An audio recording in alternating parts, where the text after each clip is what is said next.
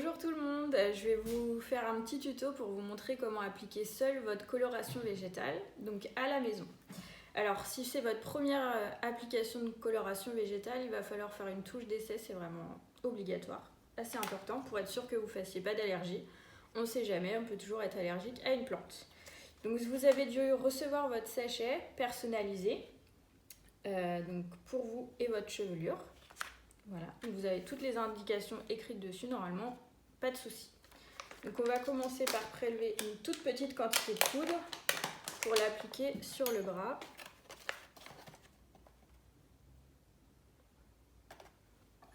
Voilà, donc juste besoin un tout petit peu. Si vous avez deux préparations différentes, faites bien deux touches d'essai. On ne sait jamais. J'avais juste fait chauffer un peu d'eau à la bouilloire avant.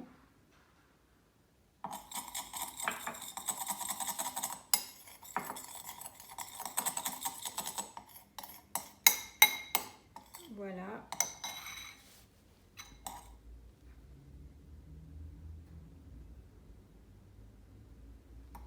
Donc, juste comme ça.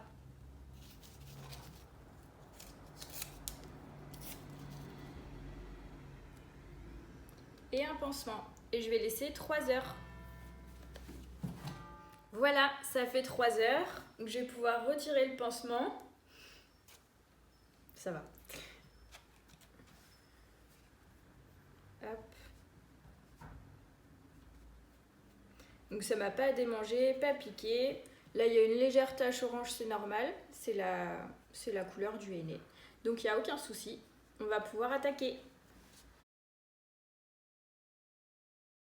Donc je vous retrouve dans ma cuisine pour préparer la coloration végétale. Alors ce matin j'ai commencé par me faire un shampoing. Là mes cheveux sont bien secs. Donc on va pouvoir préparer notre préparation. Donc vous avez besoin d'un grand bol, plutôt en verre ou en céramique, en tout cas rien de métallique. Un fouet, les gants, ce sera pour plus tard, et de l'eau chaude. Alors l'eau, il va falloir bien respecter la température indiquée sur votre sachet. Ça va être assez important au niveau des pigments de la couleur. Donc si comme moi, vous n'avez pas de bouilloire qui indique la température, vous pouvez aussi utiliser un thermomètre de four. Ou je sais qu'également dans les robots multifonctions, on peut aussi déterminer la température de l'eau. Alors, on va verser la totalité du sachet.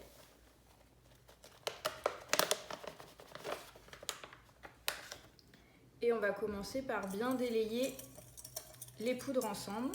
Il peut y avoir plusieurs poudres différentes. Donc moi là ici j'ai 100 g de poudre, donc je vais pouvoir ajouter entre 250 et 300 g d'eau.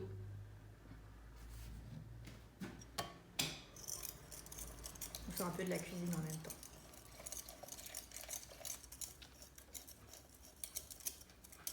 S'il y a des grelots, c'est pas très grave. L'idée c'est de bien homogénéiser le mélange.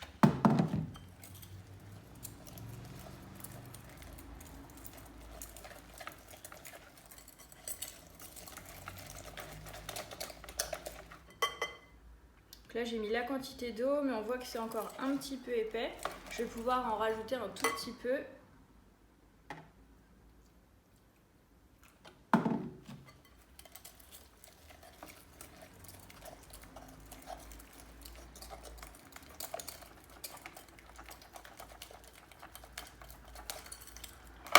Hop, mélange bien.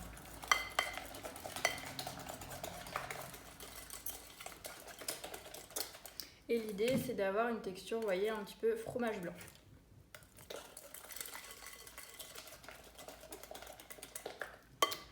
Mon mélange est prêt, on va pouvoir aller dans la salle de bain. Bon, on passe aux choses sérieuses, ce qui vous fait, je pense, le plus peur, mais ça va bien se passer. On va commencer par se protéger quand même. On va essayer de faire ça proprement. Donc on se cale une serviette, on retrousse ses manches et on met les gants. Très important.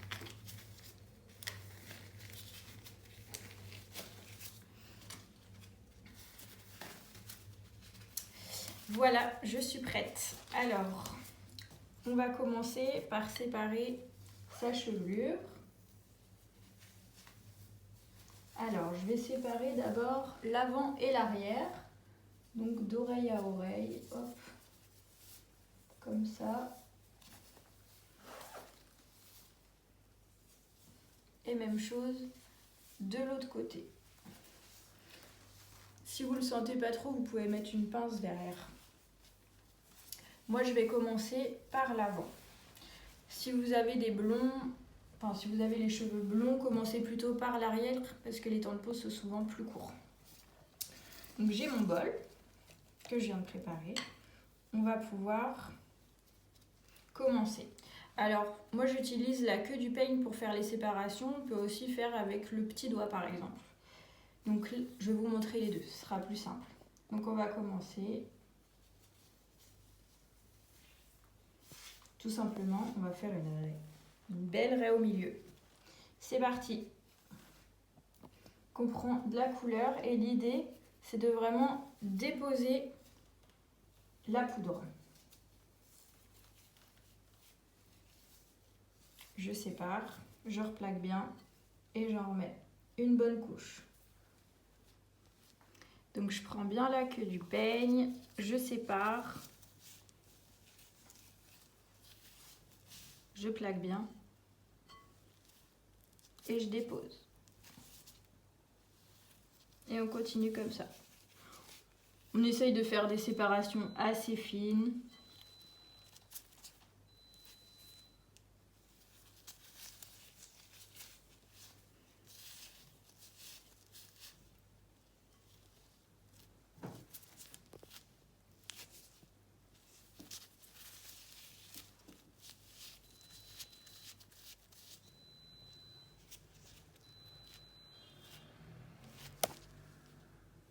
Je repasserai bien sur toutes les bordures à la fin, donc c'est pas grave. On essaie juste d'en mettre partout.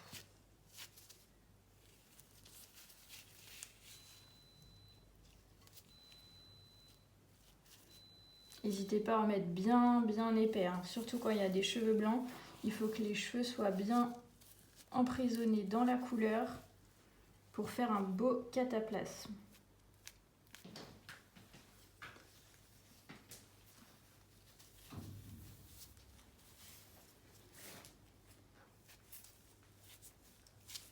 Je vais vous montrer du coup, vous pouvez aussi faire les séparations avec le petit doigt, si avec la queue du pinceau ou si vous avez juste pas de pinceau.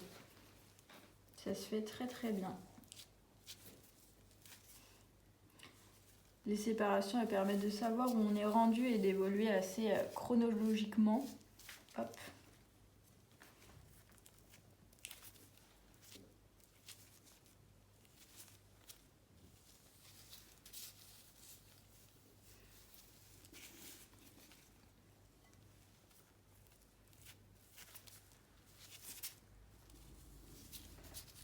On est d'accord, c'est plus facile avec les cheveux courts.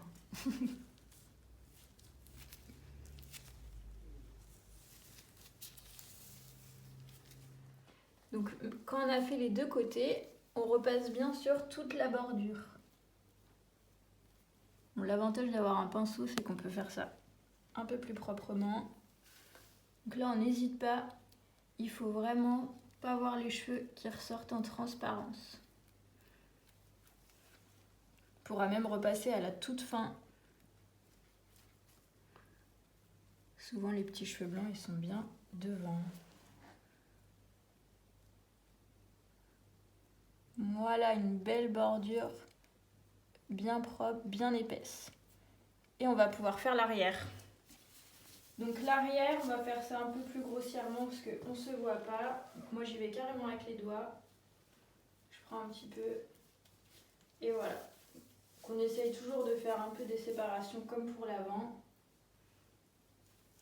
Mais on va faire ça au ressenti.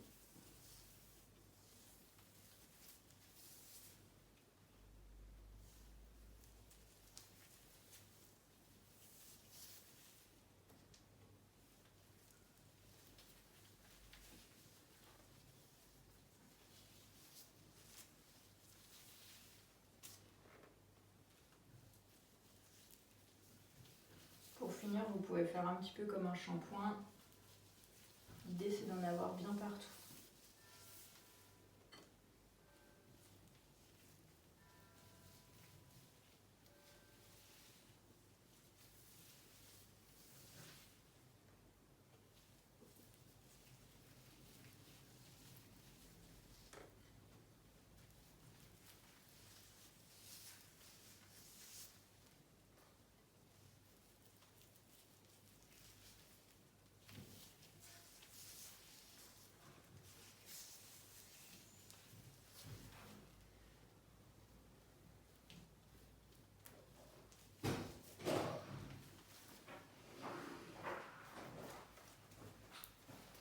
Voilà.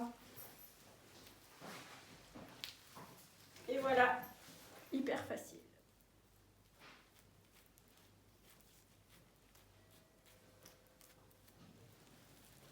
Donc là, pour être sûr que j'en ai bien mis partout, je vais un peu émulsionner comme un shampoing. Voilà, comme ça, au ressenti. Pour terminer, s'il m'en reste, l'idée c'est quand même de tout mettre. On repasse une dernière fois sur les bordures parce que ça sèche assez rapidement. Et si vous avez besoin de faire vos longueurs, eh bien l'idée c'est juste de finir votre bol sur les longueurs, de bien malaxer et on ramène tout ça. Et voilà. Alors par souci d'écologie, pour emballer, je préconise même plutôt une charlotte. Si vous n'en avez pas, vous pouvez mettre du film étirable, c'est très bien aussi. Là l'idée c'est de garder la coloration bien humide et au chaud. Hop. Donc c'est aussi le moment le plus sexy de la vidéo, on est d'accord? Hop. Donc ma petite Charlotte. Moi je dois garder ma couleur 1 heure et comme je suis dans une teinte chaude, pour avoir des beaux reflets, je vais pouvoir passer un petit coup de sèche-cheveux pour réactiver un petit peu la chaleur. Et puis hop, un petit turban. Donc pour faire un turban, vous prenez une serviette, la tête en avant, on va tourner juste les deux bords et tout ramener. Hop, je coince juste en dessous. Et voilà, c'est parti pour 1 heure. Ça y est, ça fait 1 heure, je vais pouvoir aller me rincer. Alors pour le rinçage, quelques petites astuces. Donc soit vous mettez la tête directement dans la baignoire pour rincer, soit, moi c'est ce que je préfère, je prends directement ma douche. Et ça par contre, je ne vais pas vous le montrer. Alors le rinçage est terminé. Donc, pour le rinçage sous la douche, j'ai d'abord bien rincé abondamment à l'eau claire jusqu'à ce que l'eau devienne quasiment transparente. Après, j'ai appliqué le soin fixateur, donc on vous a préconisé avec votre mélange. Donc on applique le fixateur comme un shampoing pour bien émulsionner. L'important c'est de bien venir décoller tous les restes de couleur pour surtout pas que ça vous gratte dans les prochains jours. Donc on applique bien le fixateur comme un shampoing. Vous pouvez en profiter pour bien démêler au doigt avec le soin.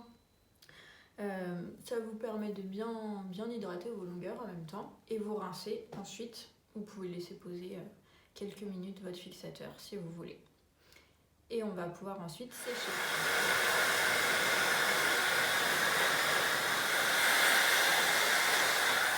Voilà, donc j'espère que j'ai pu vous rassurer par rapport à l'application seule à la maison.